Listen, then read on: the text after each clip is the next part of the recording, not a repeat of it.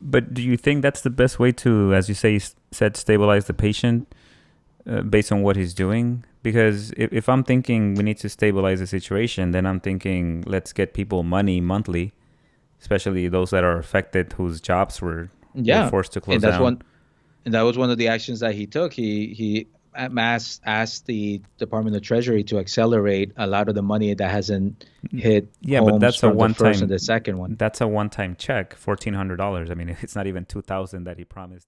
And you're listening to the Brown Perspective. This is your host, Eduardo, and I'm here with a man who needs no introduction. He is your co host, and his name is R.O. But I do need an introduction. Oh, see, I You, try to flip it on you. it got me. I was thinking about the line from Black Dynamite when he walks into a room and he says, "From now on, I declare war on all the people selling drugs in the community." And then one of his buddies gets up and he says, "But Black Dynamite, I sell drugs in the community." I just thought but I do need an introduction. You do need an introduction, but that's my challenge. Every time I start the program and every time it's my turn to do the introduction, I try to do it in a way that also catches you off guard because I also appreciate your real-time responses to some of the tonterías I say sometimes. Yeah, you're a lot more creative in that department than I am. Usually, I'm just very dry. Aquí estamos. Let's get on with it. So We what do we gotta have lined make up for this week? so yes, man. So this week was inauguration week, and I know that on January 20th here in California, there was bright skies with unicorns and rainbows because of the transition of power. So that was definitely something to see, particularly after the images that we saw just 3 weeks ago now on January 6th. And I think a date like 9/11, January 6th is going to be one of those days that will live in our memory. And I think before we get into the politics, I think let's acknowledge and celebrate the fact that right behind the Resolute desk and the same place where Biden has the pictures of his family, there's now a statue, a bust of Cesar Chavez. And I think that's huge when you think about how the previous administration started their campaign talking about Mexicans, right? And by extension, all Latinos, but particularly Mexicans. And Mexicans, a lot of whom have been here before the Spanish, before the English, and in some ways they didn't come to America. America came to them. So to see have a very visual representation of our community shows just the different administration, the different approach, the different um, uh, worldview that this administration brings. So I think tying it to what's going on with COVID, I think just having that federal leadership that says everybody in federal property needs to wear a mask. These are things that we need to do to augment production of vaccines. So I feel that from my perspective, there's a feeling, okay, finally somebody's in charge. The federal government is acting in the way that it should have been acting from the beginning. And at this point, is it going to make a difference? Maybe, maybe not, but I think it will because even imagine things. This has been the topic for the past year, and we were anticipating a distribution of the vaccine, and still the plans haven't come together for a number of reasons because it's challenging. It's challenging to vaccinate so many people in such a short amount of time. And now you have an administration that's really focused a lot of resources, time, and energy to make sure that there's a coordinated approach across the board. Yeah, I'm trying to process how I feel about the things that you've said because I agree with you that they're a lot better than what Trump was doing, but I don't want to say they're all symbolic. They're important definitely, but is are we settling for too little? Don't you think that this administration, the Democrats now have control of the House, the Senate, the presidency, that they should do more to extend unemployment benefits for monthly stimulus checks, for expanding free medical access for everyone? like I know that this executive order is a step in the right direction, but it's going to be really hard to get the entire country vaccinated. It's just because our infrastructure, our medical infrastructure, the medical system, it remember a big portion of it is privatized. So private companies are designed to make a profit. They don't plan for a pandemic where they can efficiently take care of the population. So this is what's getting in the way of us. Hmm. So I understand that he's trying to do something positive, but at the same time, it feels to me like a lot of it is it is very symbolic, and I don't know if it's gonna have meaningful impact. And when I say meaningful impact, I'm trying to say it in a way that is inclusive, not just of my own selfish needs. For example, if Biden and the Democrats are able to pass comprehensive immigration reform, and that's huge for me and for my community, for all of us. But should that keep me happy and satisfied with these politicians, knowing full well that there's so many other areas where they're effectively letting a lot of other people down? And I'm trying to Hmm. be mindful of that I shouldn't be complacent with just because they do things that benefit me personally. I want to look at the overall package, see what the Democrats are starting to signal or hint that they're going to do. And it just, to me, is that's why it's bittersweet sweet to talk about the inauguration and the peaceful transition of power, where I see that there's already headlines that there's more troops that are going towards Iraq and towards Syria, right? And so you think, okay, well, what does this mean? It just means that, oh crap, wars like before, like under Obama, more involvement in the Middle East, and that doesn't help a segment of the population. And so it's that this is why it's tough for me, because I try not to look at these decisions very narrowly as just as to how they benefit me and my community. I try to see overall, and they are failing a lot of people from my point of view. Yeah, no, and you're right, and it's also very noble of you, Reo. But I think that in some ways, what this administration currently is doing, similar to what our brave men and women in the medical careers are doing, is stabilizing the patient. So they just stabilizing, stopping the bleeding, assessing what needs to be done. So I think all of these executive actions are doing that. So that way that once there's a sign of recovery that the patient is going to survive, then you can work on strengthening those things. And I think the executive actions provide the vision. I mean, the speech, the inaugural speech, his appointments, the speeches provide the intent and the vision. Then the executive actions make those actions that he can make on his own power, but then they also help build the political will, start the political debate and conversation that then informs the legislation that is being considered.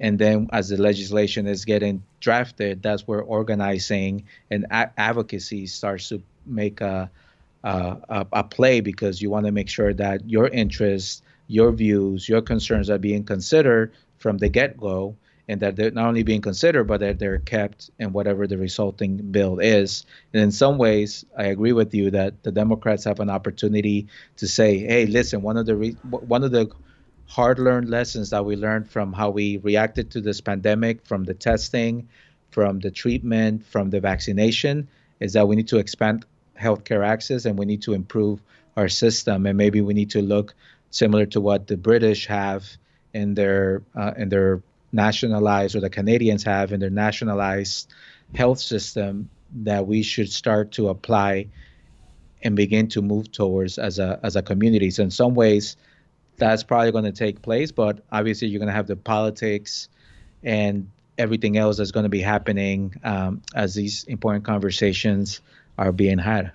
But do you think that's the best way to, as you say, said, stabilize the patient based on what he's doing? Because if I'm thinking we need to stabilize the situation, then I'm thinking let's get people money monthly, especially those that are affected whose jobs were Yeah, forced to and close down. that was one of the actions that he took. He asked the Department of Treasury to accelerate a lot of the money that hasn't hit Yeah, but homes from the first and the second one. that's a one-time check, $1,400. I mean, it's not even 2,000 that he promised the voters in Georgia, right? Well, technically, yeah, you could make the claim that it's 2,000 because they had already gotten 600. But look, if you want to But now it's stabilize, about the Democrat. I mean, now it's about the Republicans too, and to what we mentioned, it's funny how Republicans, when a Republican president is in power, they don't mind that he's spending all this money, but once the Democrat comes into power, then oh, well, we need to think about the deficit, and we but the we can't spend Democrats that have money. control. They have the numbers to be able to enact meaningful legislation that could help people. For example, like let's go back to what I asked, which is you want to stop the bleeding, then give people money monthly until the country opens up.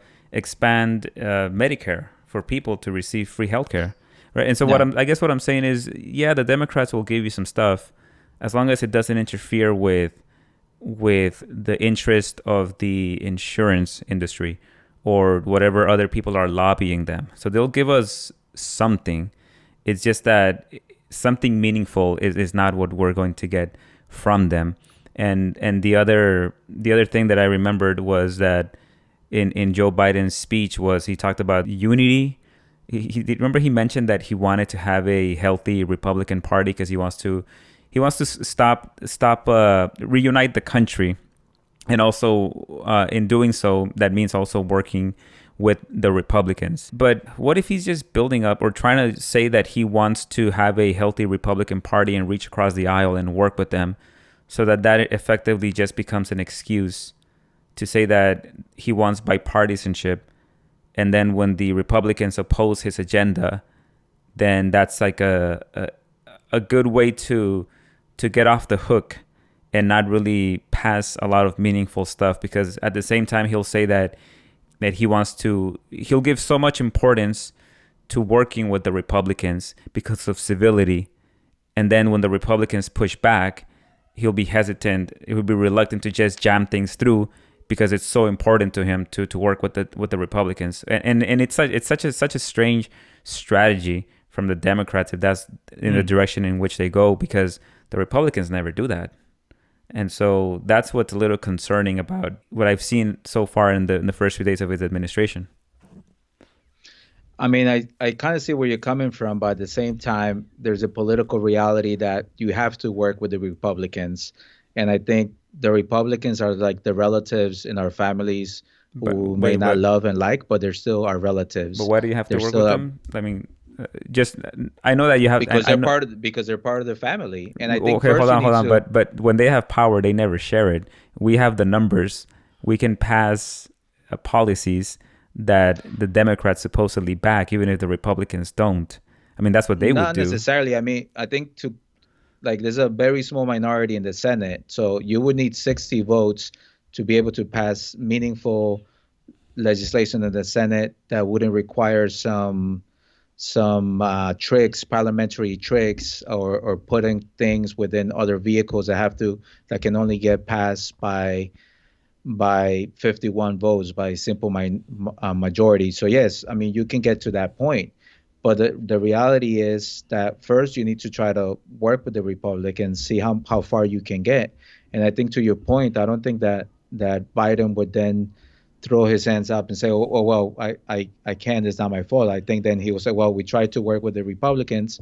Now we're going to have to do this through the means that we can, and we're going to utilize um, our our our small but important majority to get things done.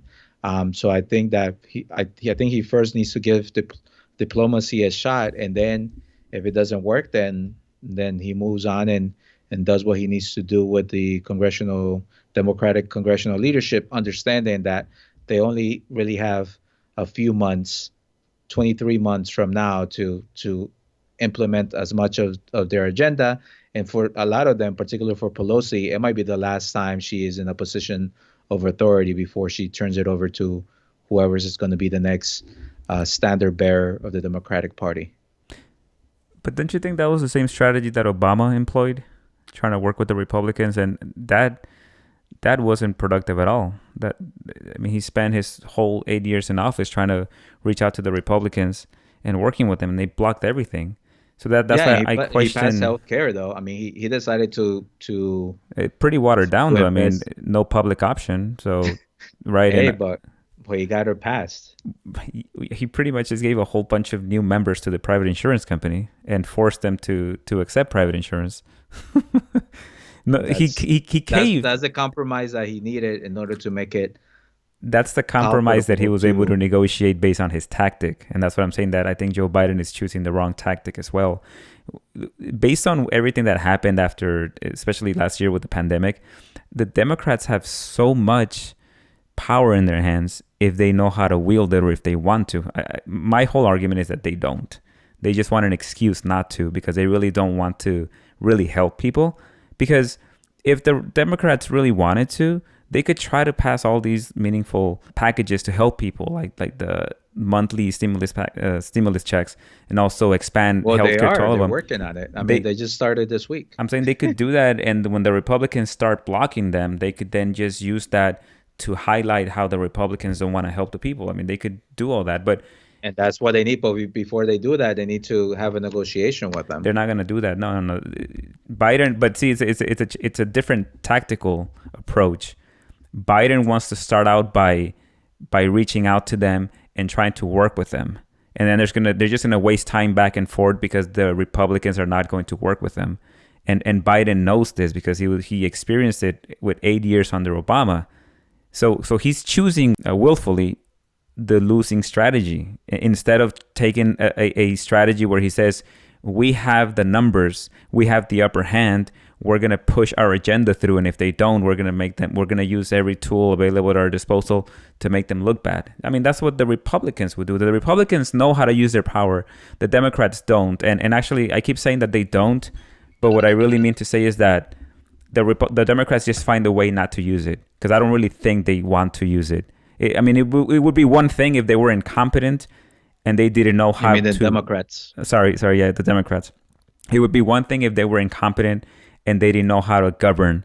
But I think the opposite is true. They know exactly what they're doing. And they're just trying to find ways to weasel themselves out to say, well, look, we tried, but, we tried to work with the Republicans, but they wouldn't give us anything. So it's not really our fault. Elect us again in 4 years or 2 years. And this is how they're going to lose. They're going to lose bad in 2 years, man. I'm telling you. So let's celebrate as much as we can for 2 years because in 2 years from now, the Republicans are going to eat them alive. That's my prediction. Okay. No, but I certainly see your point, and I just think it's something that is hard for a man, and I'm talking about Biden in this instance, understanding that Kamala Harris also has a say, but as a president, is really he's the one that sets the tone. I think it's going to be hard for him to take that first approach because of how much he respects the institutions, the relationships that he has in the Senate, including with Minority Leader McDonnell, and then and also his personality, and because part of his charge is uniting the country. So it's hard for him to say, okay, we're going to unite the country by sticking it to our political opponents. And I think that he's finding the right balance, but perhaps he may arrive to that conclusion, to your conclusion earlier, understanding, okay, I'll give this a couple of weeks, a few weeks. And then the other challenge is that unfortunately now we have the Senate has the impeachment to deal with. So, right. So that's going to it's going to take time. So to your point, it's going to minimize the timetable that the Democrats will have to implement the agenda. And depending how the trial goes, it could be a win, or it could have been a tremendous waste of time and political goodwill to try to impeach Trump after he left office. Yeah, that's going to be an interesting one because Mitch McConnell must have done some work behind the scenes to get Trump to back down towards the end, and not just Mitch McConnell, but him and others. But I think a lot of people were hoping that Trump would pardon Julian Assange and Edward Snowden. I always knew from the beginning that there was a virtually 100% probability that he would do that. And one of the things that could have been used against Trump was, hey, look, don't do anything stupid, don't pardon anyone, don't pardon these guys, and we'll go easy on you on the impeachment. But that's yet to be determined. I think if they go through with the impeachment is because both, like I said before, the Democrats and the Republicans both stand to benefit by neutralizing him, and so he won't run again in 4 years. Because if he runs again in 4 years, he'll get the nomination again. So they Yeah, want to but prevent him from doing that. yeah, well, but let's not forget that Lil Wayne did get a pardon, so that's a plus. So I guess maybe payback for supporting him in the closing stages of the election, and so yeah, so it'll be interesting to see what happens in the next few weeks. Yeah, I don't see how after 8 years with Obama, Biden doesn't already know how the Republicans work. I mean, he should know. Biden is actually a Republican. I mean, you call him a Democrat, but he's really a Republican. So he knows how they work, dude. So he knows what he's doing, and he knows the Republicans are not going to work with him. So that's why I'm saying that you don't spend 8 years in office and not learn how your opposition works. You said that he was going to realize after trying to work with them that they're not going to reciprocate. Dude, he already knows, man. You- Hey, East Coast Republicans are cool people. Northern East Coast, because once you go to South, that's a different story. yeah, I don't really even care Republican or Democrat, man. If a Republican saying he's gonna stop the wars and he's gonna do all these other things, then at the end of the day, I'm not. It's just these binaries of Democratic and Republican. They're too rigid. It's a spectrum. There's so many Hmm. areas also where a lot of Republicans and Democrats overlap. For example, anti-war activists. You find them on the left and on the right, except that Hmm. there's a lot of wedge issues that can be effectively used to pin them against each other. And unfortunately, people fall for these things and they let themselves be manipulated into thinking that they hate each other when in reality they have a lot more in common than they think they do. Yeah. Speaking of wedge issue, I know that I believe this weekend is the anniversary of the Roe versus Wade decision. So I think that that's going to be interesting to see how that will play out with the new court. Yeah. All right. I think we can wrap it up. Any parting words of wisdom or joy and excitement? Yes, I mean, I said what I needed to say, and even if you're trying to bring me down, Debbie Downer, I won't let you because I'm going to be the light. I'm going to be the light of positivity Nah, man, I'm with you. in this relationship. Look, But yeah, go ahead. no, and I was going to say, well, we'd love to hear from our listeners to see where they are on the spectrum. What do they think about the first week, a few days of the new administration, and what predictions do they have about some of the topics that we covered in today's conversation? Well said. All right. So, again, follow us on Brown Perspective. We are on YouTube, Instagram, and Twitter. Nos vemos. Ciao.